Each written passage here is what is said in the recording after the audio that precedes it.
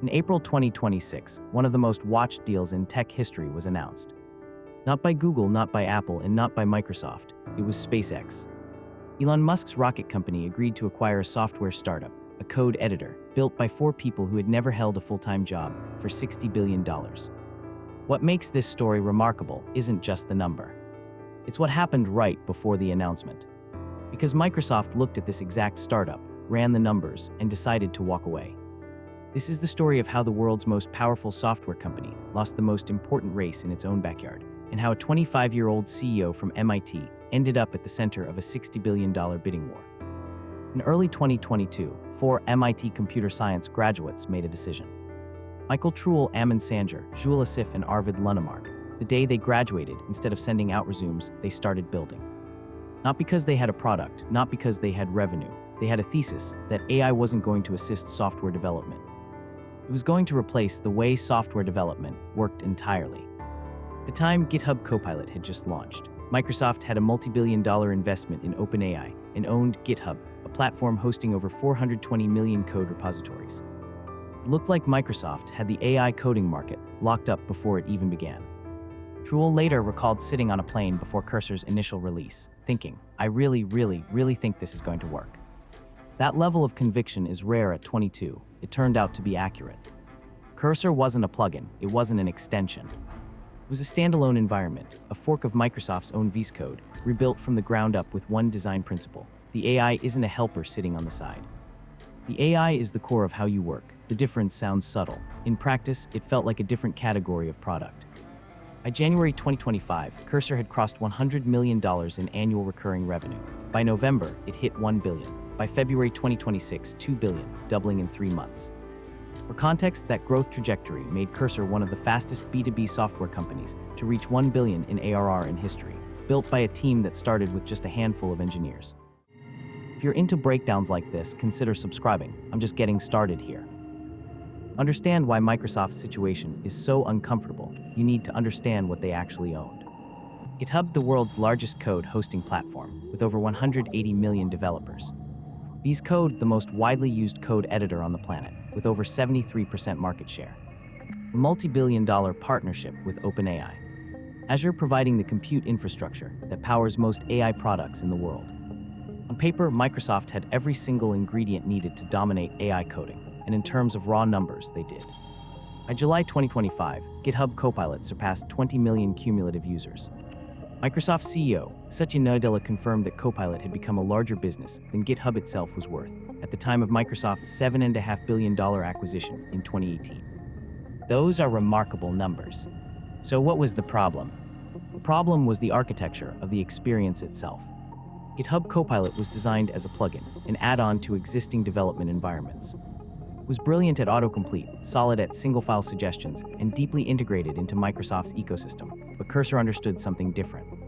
Developers don't just write single lines of code. They maintain entire systems, hundreds of files, interconnected dependencies, layered context that spans weeks of work. Cursor was built to understand that entire context at once. Copilot was built to fit inside the workflow you already had. The results showed up in adoption data. Recent developer surveys show Cursor grew from near zero to 18% market share among paid AI coding tools in 18 months, against a product backed by the full weight of Microsoft's infrastructure, distribution, and brand. For the companies that mattered most, the ones where engineers drive culture, Cursor became the default. OpenAI used it internally, so did Midjourney, Perplexity, Shopify, and Instacker. Think about that for a moment. A company that built ChatGPT, and which has a direct financial relationship with Microsoft, chose to run its own engineering teams on a competitor's product. It would be easy to frame this as a story about a slow corporation failing to innovate. But the reality is more interesting and more instructive. Microsoft didn't fail because of laziness or incompetence. They failed because of the specific kind of advantage they had. You own 73% of a market through a free product. Every dollar you invest in improving that product is a dollar competing against yourself. VS Code was free. GitHub Copilot was the monetization layer on top. The entire architecture was optimized for keeping developers inside an existing system, not for reimagining what that system could be. Cursor did something counterintuitive. They took Microsoft's own open source code, VS Code, and used it as a foundation to build something Microsoft couldn't build themselves. They had no legacy users to protect. No enterprise contracts to maintain compatibility for. no internal politics between the GitHub team, the Azure team, and the VS Code team. It could make the entire product AI native from day one because there was nothing to be backward compatible with. This is the oldest paradox in competitive strategy. The thing that makes you dominant in one era becomes the exact weight that slows you down in the next. Microsoft had the moat, Cursor had the speed. By the time Microsoft recognized the pattern, Cursor had already become a habit. The window had closed. By early 2026, Cursor's valuation had reached $29.3 billion, backed by Excel, Kodu, Andreessen Horowitz, Google, Nvidia, and Thrive Capital. At this point, acquisition conversations were inevitable. Microsoft, according to sources close to the matter, looked at the opportunity. They ran analysis, and they chose not to proceed with a bid. The reasoning behind that decision has not been made public. Perhaps the price was too high. Perhaps the integration complexity was too great. Perhaps there were internal disagreements about whether acquiring Cursor would cannibalize GitHub Copilot. We don't know. What we do know is what happened next. SpaceX announced it had secured the right to acquire Cursor for $60 billion by the end of 2026, or alternatively to pay $10 billion for a collaboration agreement to develop AI coding and knowledge work tools, using SpaceX's Colossus supercomputer as the infrastructure backbone. This wasn't Elon Musk's first AI acquisition in recent months. In February, SpaceX had already absorbed xAI, his own AI research company. The pattern was becoming clear. Musk was systematically assembling an AI stack, piece by piece, outside of the conventional tech infrastructure. Cursor, the startup Microsoft passed on, was the engineering layer that could turn that stack into a product used by every developer in the world. The irony is precise. Microsoft's hesitation didn't just cost them a company. It potentially cost them the defining position in the next decade of software development. There's a version of this story where Microsoft made the rational decision. For $60 billion for a code editor, however impressive, doesn't justify the strategic complexity and the internal disruption that acquisition would require. Maybe they're right, we won't know for years. But the broader pattern this story represents is harder to dismiss.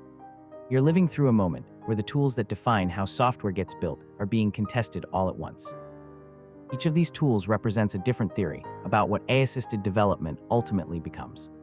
Copilot's theory: the best tool is the one that fits inside the infrastructure you already have. Cursor's theory: the best tool reimagines the infrastructure entirely. Now SpaceX's theory: the best tool is the one that runs on compute you control.